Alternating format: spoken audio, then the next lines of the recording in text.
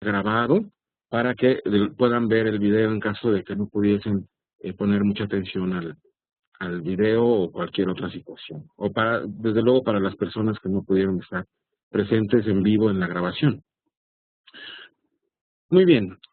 ¿Por qué OSPF en diversas áreas? Bueno, OSPF por naturaleza es un protocolo jerárquico, que cuando nosotros lo implementamos de manera básica y implementamos todo en área 0, pues este protocolo OSPF lo estamos implementando sin su poder jerárquico y pues lo estamos implementando de esa forma para una red pequeña. En una red pequeña no es necesario tener varias áreas. ¿Por qué queremos tener varias áreas? ¿Por qué? Pues simple y sencillamente porque si de pronto empezamos a tener demasiados routers, todos ellos conectados en la misma área, sus bases de datos empiezan a crecer. Las bases de datos de OSPF empiezan a hacerse muy grandes, incluso pueden llegar a ser inmanejables por un router pequeño. Por otro lado, pues las tablas de enrutamiento se hacen muy grandes. Cada router tiene los detalles y el conocimiento de cada una de las subredes que existen en los demás routers que están o que pertenecen a la misma área que él. Entonces, si ya tenemos de pronto aquí 50 routers, pues entonces las tablas de enrutamiento se hacen muy grandes. Y otro problema, y el problema fundamental, es de que cada vez que ocurre un cambio en alguno de los routers, y por cambio me refiero a que se cae una red o se agrega una red nueva, todos los routers tienen que enterarse de ese cambio y además echar a andar su algoritmo de shortest path first o de ruta más corta primero para poder tener los detalles de esa nueva red o enterarse de que se cayó esa red vieja. ¿Ok? Entonces, esto agrega ciclos al CPU, agrega trabajo al router en general, agrega pues el uso de memoria RAM, porque recuerden que las tablas de enrutamiento se guardan en la memoria RAM, y pues finalmente lo que ocurre es que los routers que son pequeños ya no pueden soportar estar conviviendo en una red en donde hay muchos cambios, muchos recálculos y que además es bastante grande, ¿no? Entonces, esto se solventa creando áreas, que repito, es la naturaleza propia de OSPF como protocolo de enrutamiento jerárquico, en donde entonces lo que hacemos es crear un área 0, un área de backbone, o un área de, no sé cómo lo pusieron aquí en español, pero bueno, es el área de central, el núcleo, el backbone de la red, y entonces conectamos routers ahí y después ponemos áreas pegadas a esa área 0. Entonces, lo que podemos ver aquí es que tenemos una jerarquía de 2 niveles, solamente 2 niveles. Y basta con que cada uno de los routers de otras áreas sepan en dónde se encuentra una área en particular para saber que en esa área está una determinada subnet o una determinada red desde el punto de vista IP. ¿Okay? Lo que no se vale es tener áreas pegadas, por ejemplo, un área 4 pegada aquí al área 2, o tener el área 1 y el área 2 comunicadas directamente. Los principios de diseño nos indican que esta área 2 debe estar pegada al área 0 o al núcleo y el área 1 también, pero no debe haber comunicación entre ellas. Y si agregamos más áreas, todas ellas tienen que estar directamente conectadas al área 0. ¿Ok? Si yo pongo un área 4 pegada aquí al área 2 de abajo, estaré faltando a los principios de diseño de OSPF. Aunque déjenme les digo que esto sí se puede hacer. Hay un comando que se conoce con el nombre de Virtual Link que me permite hacer eso, porque de pronto puede ser necesario que por cuestiones geográficas yo ponga o le cuelgue ahí un área adicional al área 2 y que esa área no está conectada directamente al área del núcleo. Eso puede llegar a ser, en casos muy particulares, puede llegar a ser necesario. Nosotros como diseñadores de la red debemos de tratar de evitar esas cosas al máximo. ¿Ok? Entonces, lo que hacemos aquí al crear estas áreas es tener las tablas de enrutamiento más pequeñas, las bases de datos de OSPF también se hacen más pequeñas y los recálculos son menos frecuentes. ¿Por qué? Porque vamos a pensar que aquí en el área 1, en este router, ocurre que yo llego y meto una nueva red o una nueva subred. Lo que va a hacer este router de frontera que conecta el área 1 con el área 0, va a hacer enviar la información que ya tenía. Es decir, si nosotros creamos aquí un espacio de direcciones en este router de frontera, un espacio de direcciones que me permita crecer el área 1, este router de frontera de cualquier modo va a estar anunciando todas esas subredes que aún todavía no existen y que si de pronto llego a poner una nueva aquí en el área 1, de cualquier modo esa información que estaba pasando del router de frontera al área 0 era la misma que la que estoy pasando ahora. Ahora, también si ocurre una falla en el router de abajo del área 1, en ese caso también este router no va a propagar esas fallas hacia los demás routers. Entonces, este router de frontera nos va a servir como un aislante de fallas para que esas fallas no se propaguen a toda la red y no provocar que todos los routers tengan que estar haciendo cálculos. Ahora, también aquí en el área 1 puede haber 300 subredes, pero este router de frontera solamente va a anunciar una sola línea hacia los routers del núcleo. Solamente una ruta sumarizada que incluya todas esas 300 subnets que están aquí abajo. Eso va a hacer que las tablas de enrutamiento de los demás routers sean más pequeñas. Voy a aprender un poquito la luz de un segundo.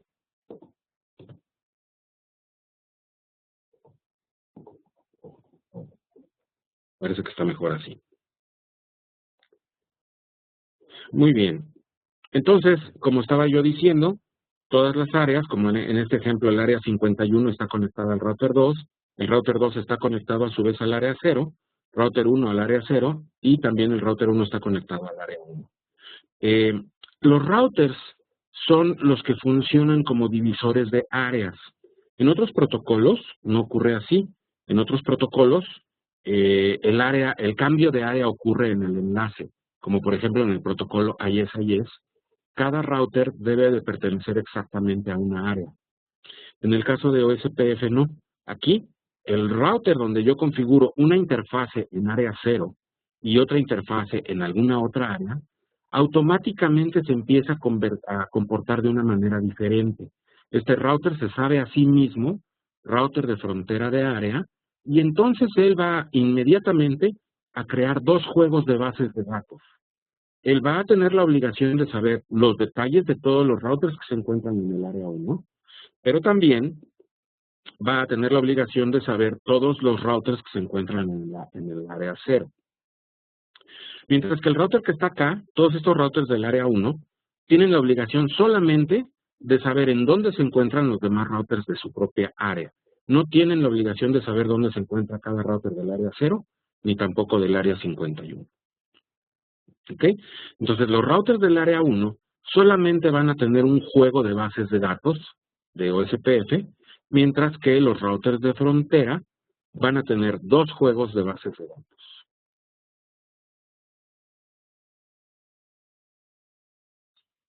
Muy bien. Entonces, para esto, pues lo que ocurre es que tenemos varios tipos de routers, ¿sí? Tenemos los routers internos. Los routers internos son aquellos que tienen todas sus interfaces en la misma área. Los routers de frontera son aquellos que tienen alguna interfase en una área en especial y otra interfase, o varias, en el área 0 o en el área de núcleo o de backbone, ¿ok? Un router de backbone es aquel que tiene todas sus interfaces en la misma área 0 o en la misma área de backbone.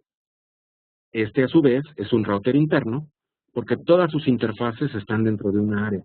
Aunque sea el área 0, pero todas sus interfaces están dentro de una sola área. ¿Ok?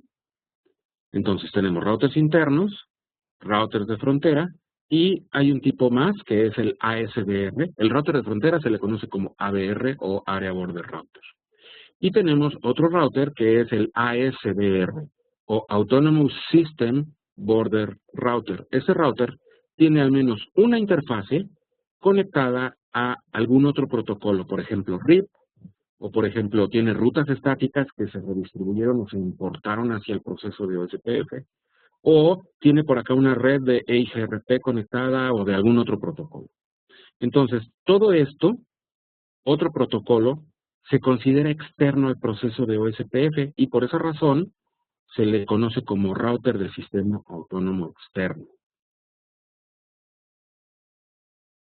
Denme un segundo porque tengo aquí algunos chats. Si no se escucha bien. Perfecto.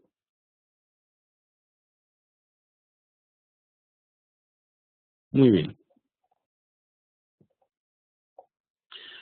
Ok, entonces, para comprender mejor todas estas relaciones que existen entre los diferentes tipos de router, debemos de conocer los tipos de LSA que ocurren. ¿Y cuál es la diferencia entre lo que es un LSA o Link State Advertisement y un LSU o Link State Update?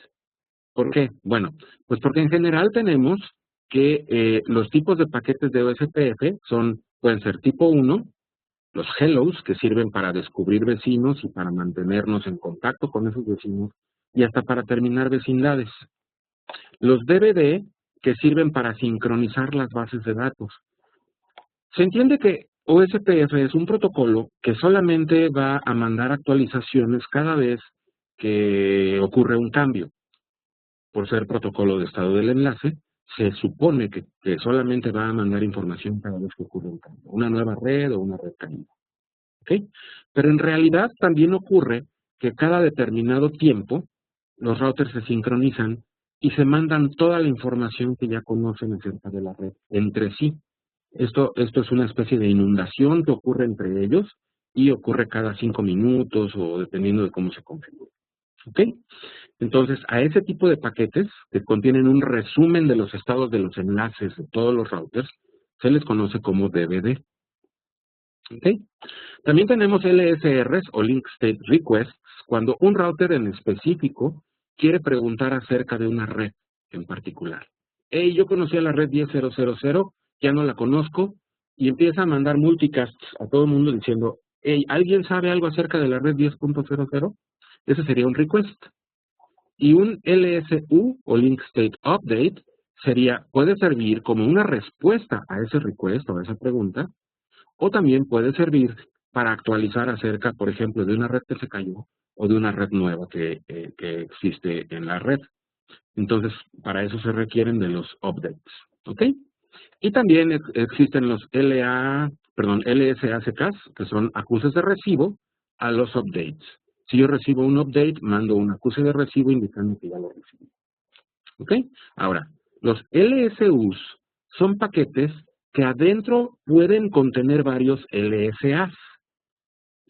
Los LSAs se utilizan para informar acerca de los cambios en la red. ¿Ok? Ahora, dentro de los LSAs tenemos varios tipos, desde el 1 hasta el 11.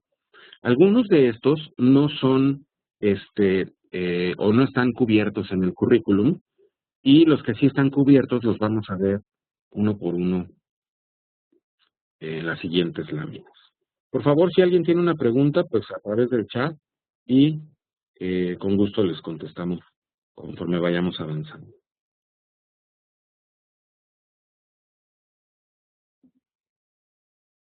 Muy bien. Los LSAs de tipo 1, perdón, me están preguntando, ¿cómo puedo ver las láminas? Gilberto, ¿no aparecen en tu pantalla las láminas? Ah, caray. ¿Alguien más tiene ese problema? Porque yo tengo conectada una iPad de prueba aquí y y en mi iPad sí se ven. ¿Alguien más tiene ese problema? ¿Allá, Gilberto? Ok, perfecto. De acuerdo, gracias. Bien, entonces les decía, los LSAs de tipo 1 son los LSAs de router. Estos LSAs sirven para anunciar a otros routers que están dentro de la misma área acerca de los cambios que experimentan estos routers. Es decir, si acabo de agregar una nueva red o si se acaba de caer una de mis interfaces, esos avisos van a mandarse mediante paquetes o LSAs de tipo 1, y los LSAs de tipo 1 tienen la característica de que solamente llegan a otros routers de la misma área. Por ejemplo, este router que está del lado derecho experimenta un cambio y le avisa a este otro router que está aquí vecino de él, y este le avisa a este. Pero el ABR bloquea esos LSAs tipo 1 para que no inunden otras áreas. Entonces, los LSAs de tipo 1 solamente son internos al área. ¿Ok? Muy bien. Los LSAs de tipo 2 anuncian cambios en las redes non-broadcast multi-access o segmentos multiacceso dentro de una área y llegan a todos los routers del área y el ABR los bloquea también, igual que ocurre con los paquetes tipo 1. ¿A qué me refiero con una red multiacceso? Imagínense ustedes que yo conecto varios routers en un switch por acá y de pronto uno de esos routers sufre un cambio.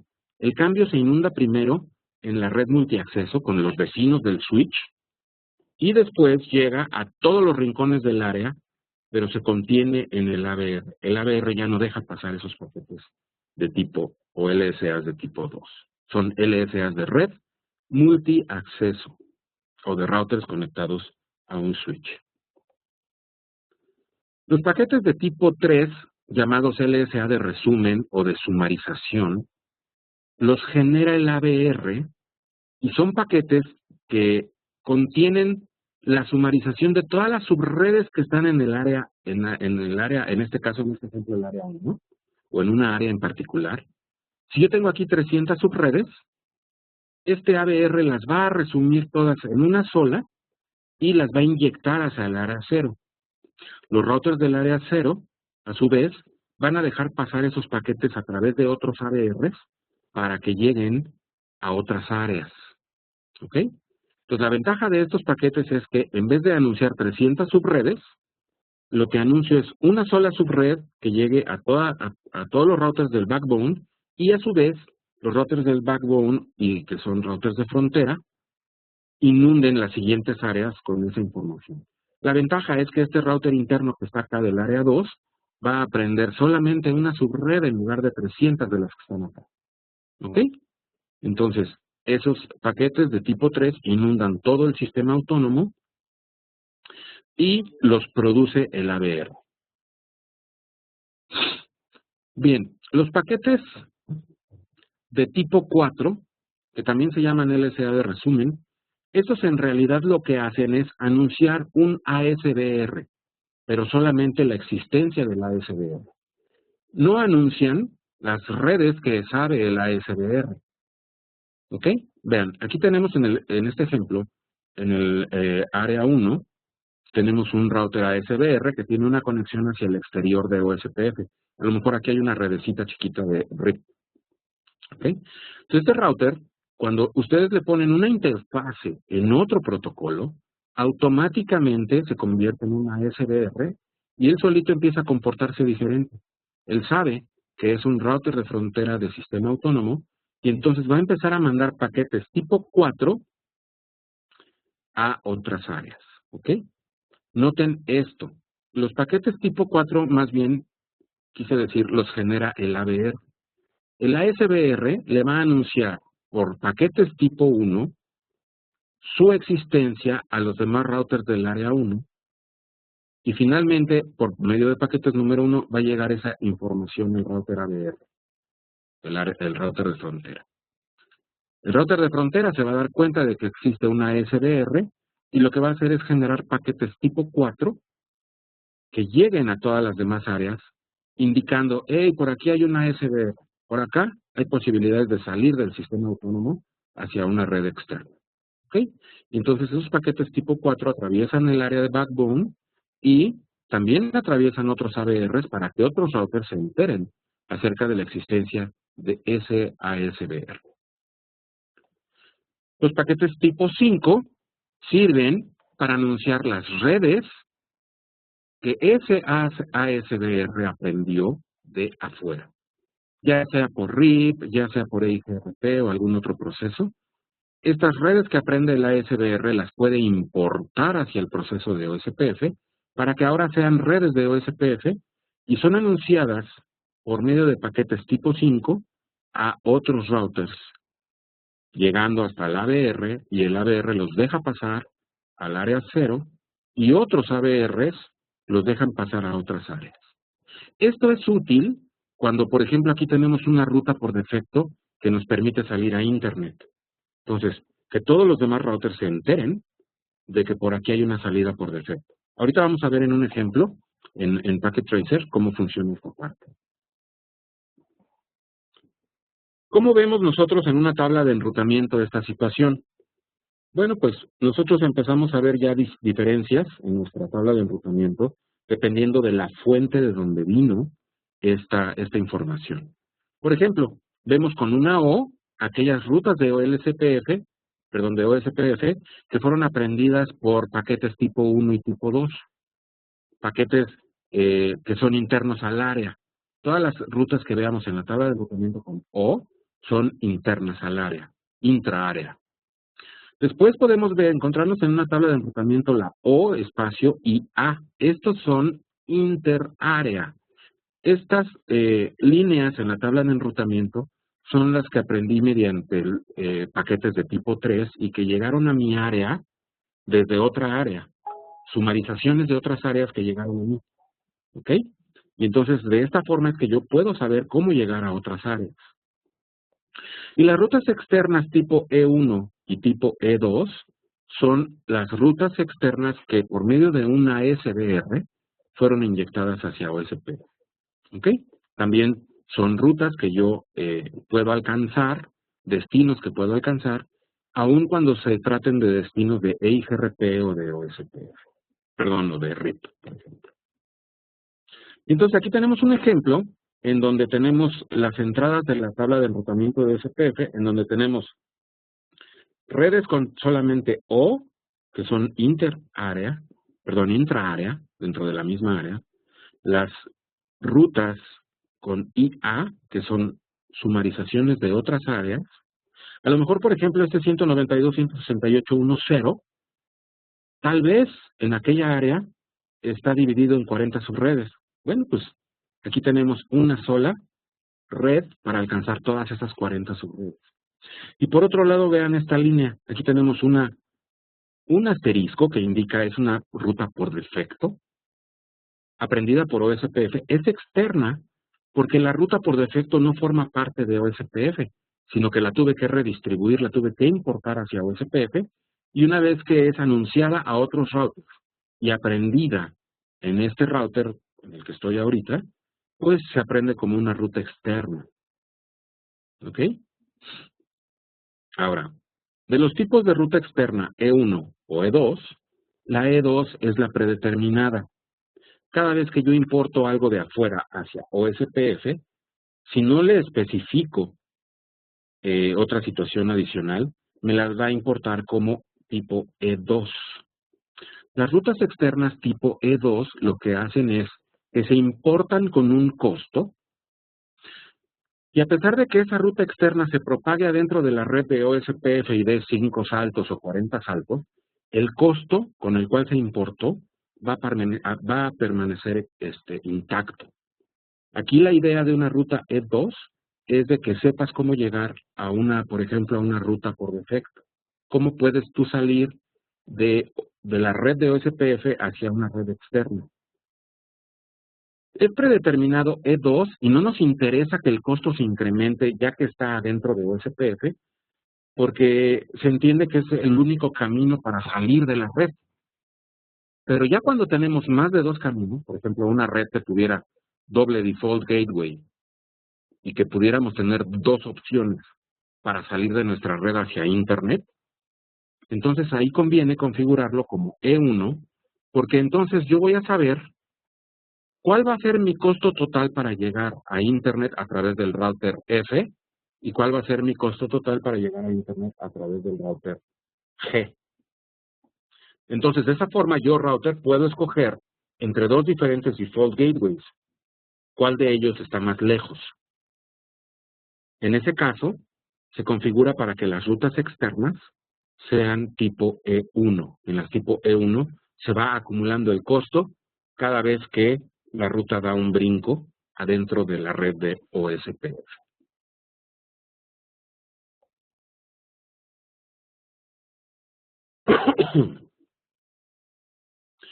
Esto es importante. Vamos a ver uno de las preguntas del quiz es acerca de esto.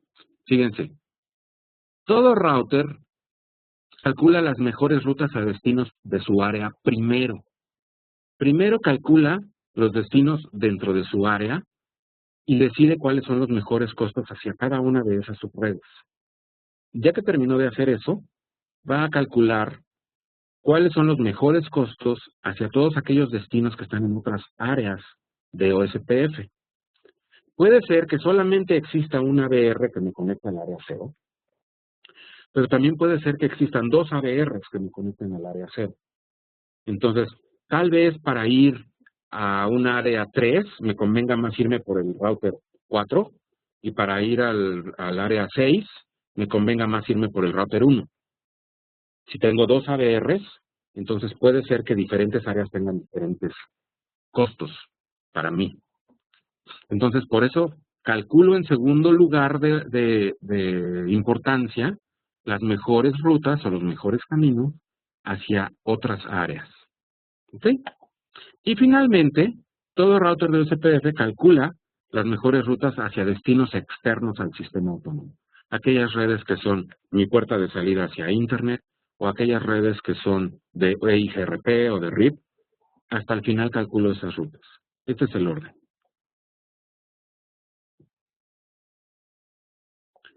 ¿Hay alguna pregunta hasta aquí? Por medio del chat, por favor.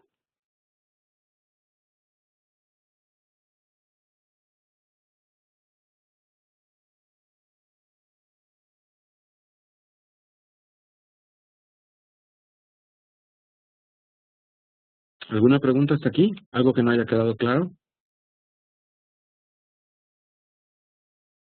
Ok. Bueno, ¿cómo configuro esto? Lo que tenemos que hacer es hacer pertenecer a una interfase en particular a una área y a otra interfase en particular a otra área, para que un router se convierta en router de frontera. Noten este ejemplo. Estoy parado en el router 1, que es este de aquí abajo. Este router 1 está conectado al área 0 mediante su interfase serial 0, 0, 0. Y está conectado al área 1 mediante sus interfaces gigabit 00 y gigabit 01. A las interfaces se les ponen sus direcciones IP normalmente, como lo haríamos en cualquier caso, y configuro router OSPF 10 en modo de configuración global. Este número 10, recuerden que es solamente el número de proceso y es local, tiene significado solamente para este router. Puedo poner opcionalmente un router ID para que me sirva como dirección IP de origen en los paquetes IP que este router mande. Y noten, las sentencias de network son las que me hacen cambiar de área. Network 10.1.1.0 con máscara 0000, que significa que esta interfase está en el área 1, es esta de aquí. Y 10.1.2.1 con máscara de cuádruple 0, que significa que esta interfase está también en el área 1. Y luego Network 192.168.10.1, máscara 0000, que significa esta dirección, esta interfase, se encuentra en el área 0. En el momento en el que yo le doy Enter después de este comando, en el momento en que le doy Enter, el router inmediatamente crea dos juegos de bases de datos de OSPF, uno para el área 0 y uno para el área 1. Y es su obligación conocer los detalles de los routers que están en el área 0 y conocer los detalles de los routers que se encuentren en el área 1. Así de simple es la configuración de OSPF multiárea. ¿Ok? En el caso de OSPF versión 3, miren, este tema de OSPF multiárea también incluye la parte de configuración de OSPF versión 3 para IPv6. Pero no hemos visto IPv6, que va a ser el próximo tema que vamos a ver en estos webinars. Entonces, la verdad es que es algo muy, muy sencillo de configurar en versión 3. Tenemos nuestras direcciones de IPv6 en todos lados. Y en OSPF versión 3 lo que se tiene que hacer es teclear IPv6 router OSPF10. Noten, se tiene que levantar una instancia separada de OSPF, porque es OSPF, pero es versión 3, porque es para IPv6. ¿Ok? Y lo único que se hace es entrar a las interfaces y decir, esta interfase pertenece al área 1, en otra interfase te metes y dices, esta interfase pertenece al área 0, con el comando IPv6 OSPF número de proceso y área a la que pertenece. De esto vamos a tener más detalles el próximo webinar, que vamos a tocar la parte de IPv6. Ok, ahora, una de las partes más importantes de este tema es la sumarización de rutas de OSPF. Como ya les había dicho, la idea es que si aquí en el área 1 hay 300 subredes, este router, que es el router de backbone que me conecta al área 0, o el ABR, solamente inyecte una sola línea de enrutamiento hacia los routers del área 0. Para que a su vez estos routers inyecten a las otras áreas el conocimiento acerca de estas 300 subnets, pero en una sola línea.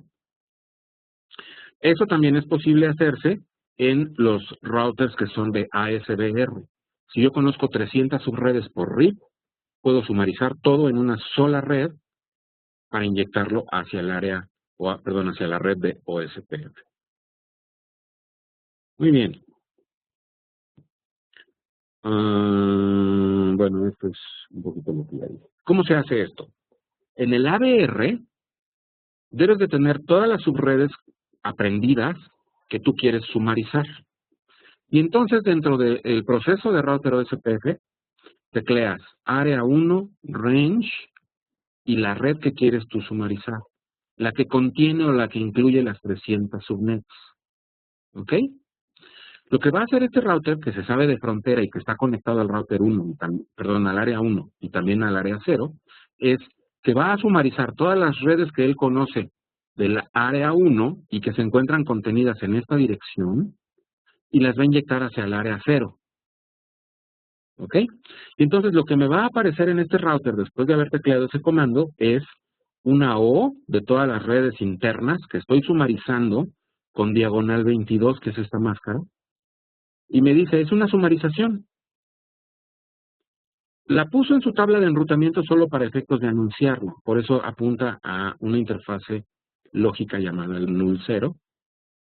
Pero este router ya anuncia a otros routers, como por ejemplo aquí el router 3, ya le anuncia una sumarización. En lugar de anunciarle 300 subnets, le anuncia una sola, que es la 10.1.0.0 diagonal 22.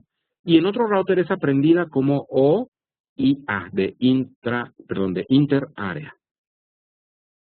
Esto hace que las tablas de enrutamiento de otros routers, como en este caso el router 3, se hagan más pequeñas.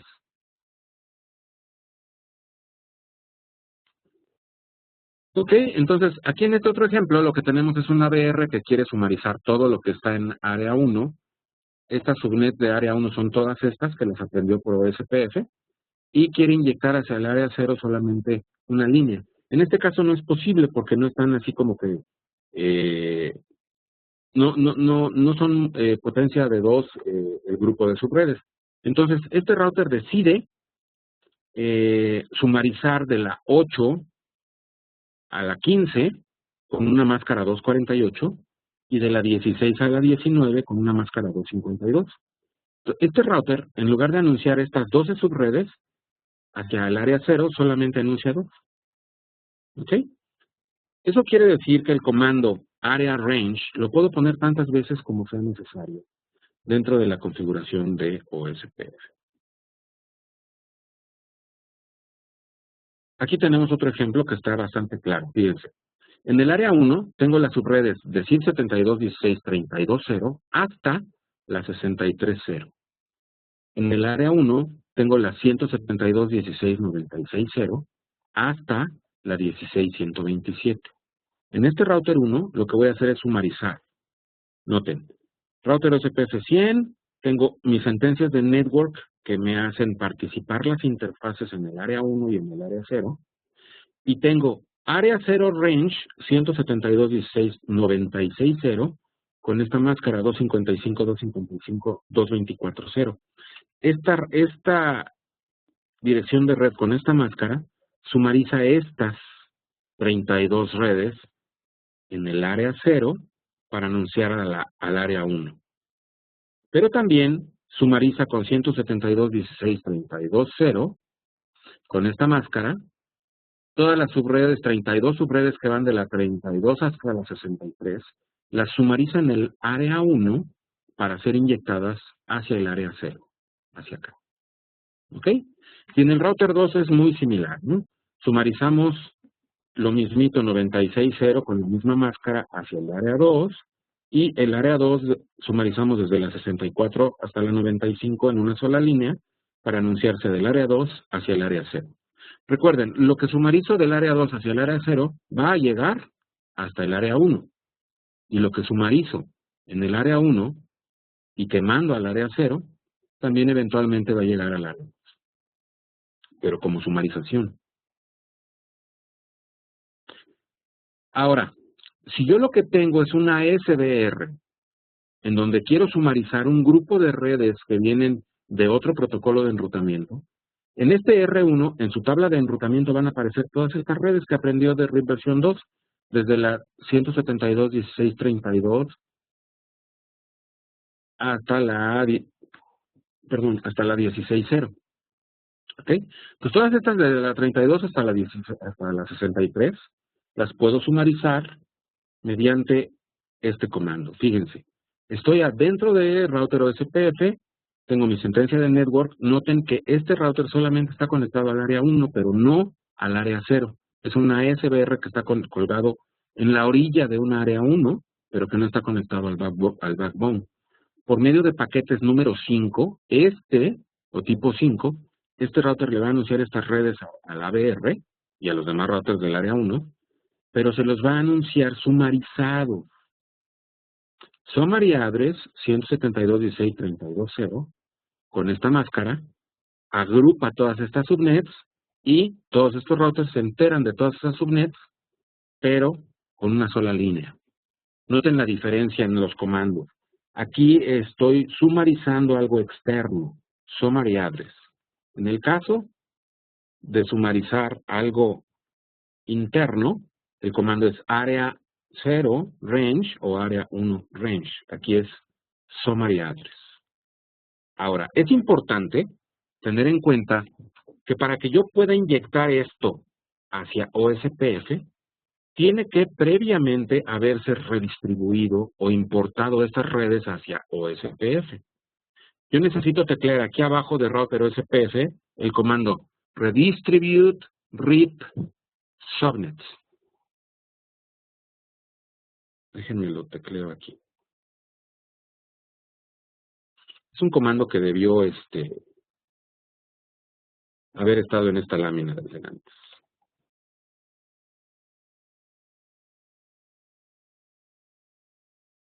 Dentro del mismo router OSPF, redistribute rip subnets.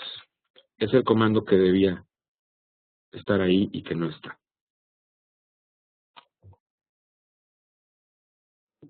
¿Ok? Entonces, con este comando, yo lo que hago es que estas redes que son de RIP, ahora son de OSPF, y entonces ya las puedo sumarizar con el comando summary address, para que los otros routers los aprendan ya como rutas externas tipo E2, pero ya son redes de OSPF.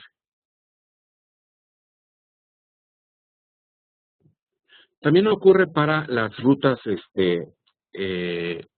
por defecto. Las rutas por defecto no son parte del sistema autónomo. La ruta por defecto no es parte de OSPF. Viene a ser parte de OSPF hasta que tecleamos el comando Default Information Originate. Podemos teclear Default Information Originate o Default Information Originate Always. Si tecleamos la palabra Always, esa ruta por defecto se va a propagar hacia adentro de OSPF,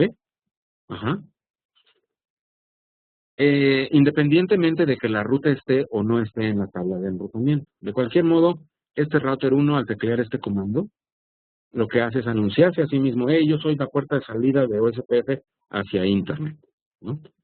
Entonces, aquí tenemos, me parece un ejemplo.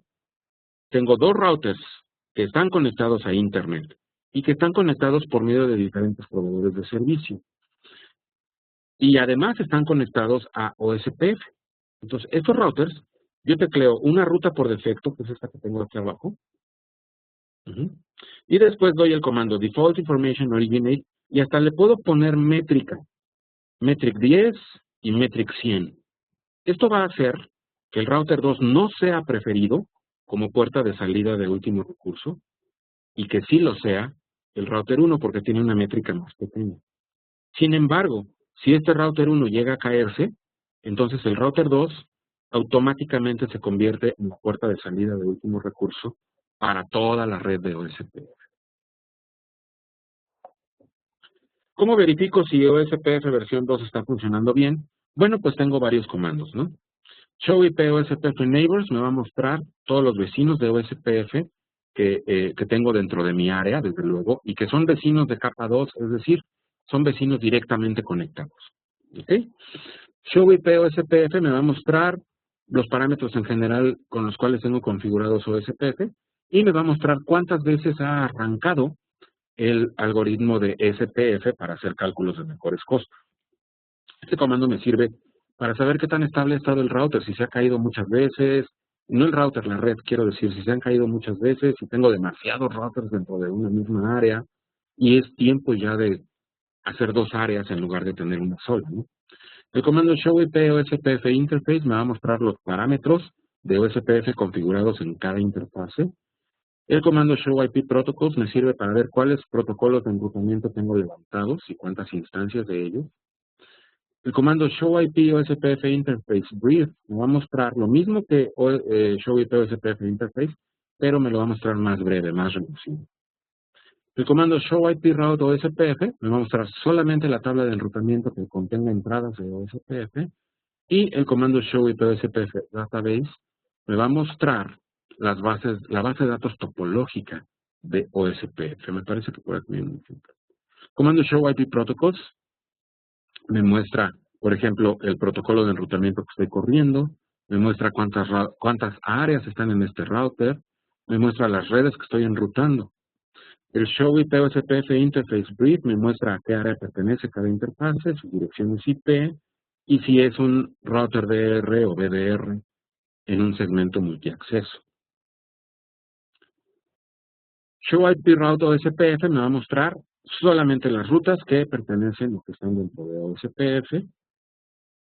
Y el comando Show IP OSPF Database me va a mostrar las bases de datos topológicas de este router. Por ejemplo, aquí vemos que todo esto que está en rosa pertenece al área 0, todo esto que está en moradito pertenece al área 1, las redes que he aprendido, los vecinos, los números de secuencia, de las bases de datos, etcétera. Información de las bases de datos en general. Y bueno, les voy a mostrar un archivo que tengo en Packet Tracer y que es un archivo que, por cierto, les subí a ustedes ahí para que lo puedan bajar. Ahorita les comento acerca de eso. Ok. Bien. Esta es una red de OSPF que tiene tres áreas. Tiene un área 2 del lado derecho, tiene un área 1 del lado izquierdo, y estos routers que están aquí, estos tres que están conectados aquí, son lo que viene a conformar el backbone o el área 0. Esta actividad está ahí para que ustedes la hagan y ustedes configuren, pero yo ya lo configuré previamente para que no tengamos que estar haciendo todo desde cero aquí en la pantalla. Lo que quiero mostrarles del router A es primero el running config. Show running config. ¿Ok? Y vamos a ver la configuración relacionada con OSPF. Y esa la podemos encontrar aquí. Fíjense. Tengo una ruta por defecto creada. Tengo el Default Information Originate para que esa ruta por defecto sea propagada a otros routers. Y tengo la activación de OSPF y tengo las dos sentencias de network que hacen que yo pueda propagar y generar vecinos con el router B y con el router C. ¿Ok? Ojo, si no tecleo estas sentencias de network, no podré hacer vecindades con los routers vecinos y por lo tanto no podré intercambiar información con ellos. Noten esto, este es un router interno. Aunque es router de backbone, es interno, solamente tiene interfaces en el área 0. ¿Ok? Router B es un router de frontera, una ABR. Y vean, este router tiene la activación de OSPF y tiene la red 10.1.1.0 que está en el área 0, es esta. Y tengo la red 192.168 que está en el área 1, es esta. ¿Ok? Este router es router de frontera, tiene dos interfaces en el área 0 y tiene una interfase en el área 1. Vean esto, esta sentencia de network incluye estas dos interfaces. Entonces, con una sola sentencia de network, estoy activando OSPF en estas dos interfaces. Vamos a ver el router C. Lo mismo, con una sola sentencia de network, estoy activando estas dos interfaces para OSPF y están en el área 0. Y network 192.168.4.0 está en el área 2 y es esta interfase. ¿Ok? Entonces este también es un router de frontera. Vamos a ver el router D. El router D es un router interno. Tiene dos interfaces y las dos se encuentran dentro del área 1. 192.168.0.0 es la que me conecta con el router B y 192.168.1.0 es lo que yo tengo ya más de este modo. ¿Ok? Entonces, ambas interfaces están en área 1, router interno. Y finalmente el router E, lo mismo caso que el router D, tiene dos sentencias de network, ambas están en área 2 y por lo tanto se trata de un router interno al área 2. ¿Ok? Ahora vamos a ver las tablas de enrutamiento. Esta tabla de enrutamiento, voy a teclear solamente las de OSPF. Esta tabla de enrutamiento del router A, que está aquí, es el que me conecta a Internet. Y fíjense, tenemos rutas internas aprendidas del área 0. Esta que tengo aquí aprendida del área 0 es este enlace que está aquí entre estos dos routers B y router C. Y luego tengo todas las rutas interárea. Las que aprendió del área 1 y las que aprendió del área 2. ¿Okay? Show IP route en el router B. Lo mismo, excepto que este también ya tiene la ruta por defecto que está anunciando A. Este router ya sabe cómo salir a la calle. El router D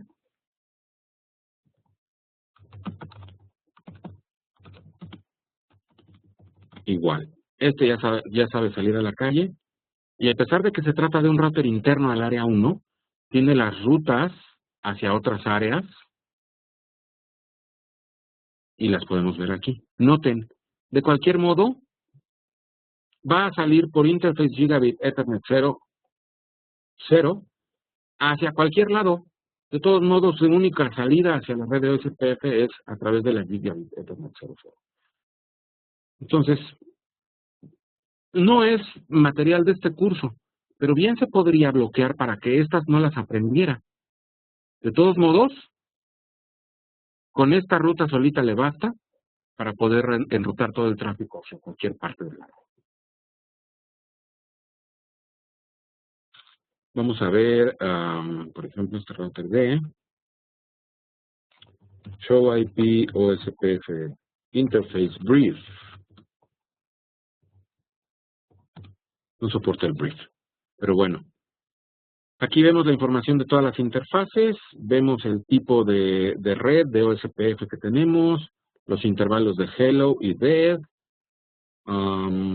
el router ID, el process ID de OSPF, y bueno, en general información de la interfase y también de OSPF.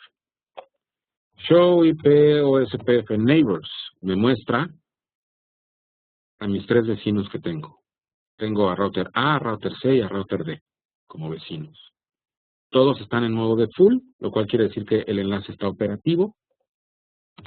El comando show IP OSPF me va a mostrar toda la información perteneciente a OSPF.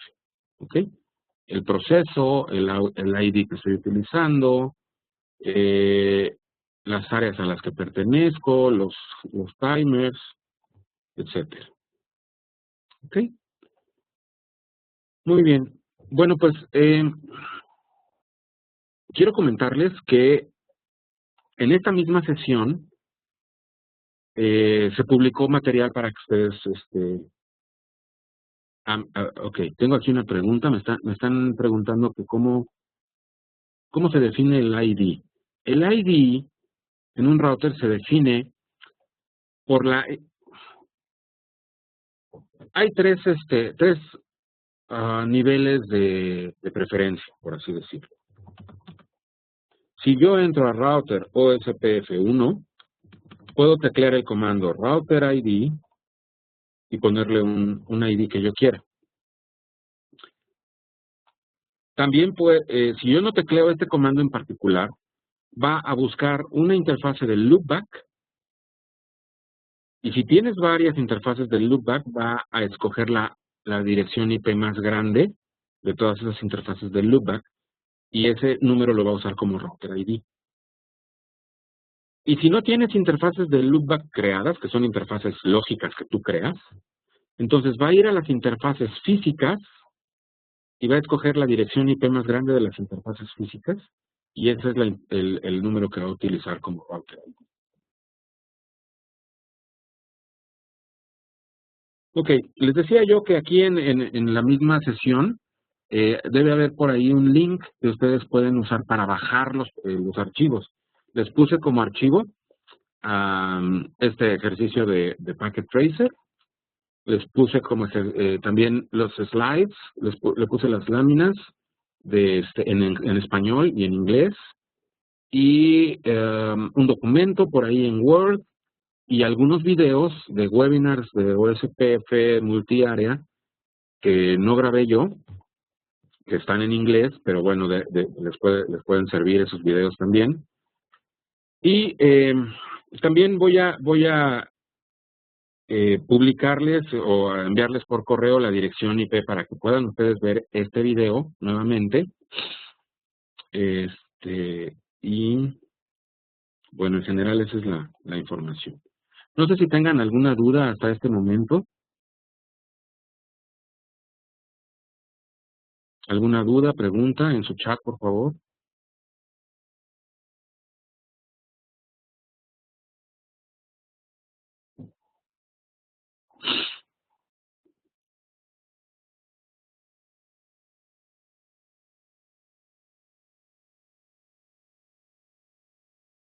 Si no hay más dudas, entonces les pido de favor que me contesten el test que debe de estarles apareciendo en sus pantallas en este momento. Es nada más un test para verificar que se puso atención en la sesión, y por favor indíquenme si no les aparece.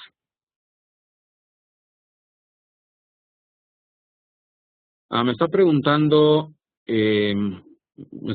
Rafael si debe haber alguna característica especial de una VR.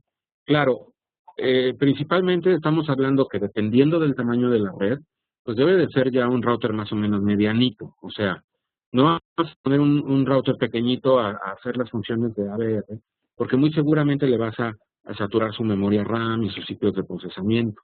Entonces, se debe escoger ya un router medianito para AVR, ya de las series 20, por ejemplo, 29, 28, 26, etcétera. Esos ya tienen suficiente poder de procesamiento y memoria RAM para funcionar como AVR. Son principalmente pues por cuestiones de que ya mantienen dos bases de datos por separado, ¿no? Miren, OSPF puede ser tan eficiente o tan eficiente como el diseñador lo determine, ¿no?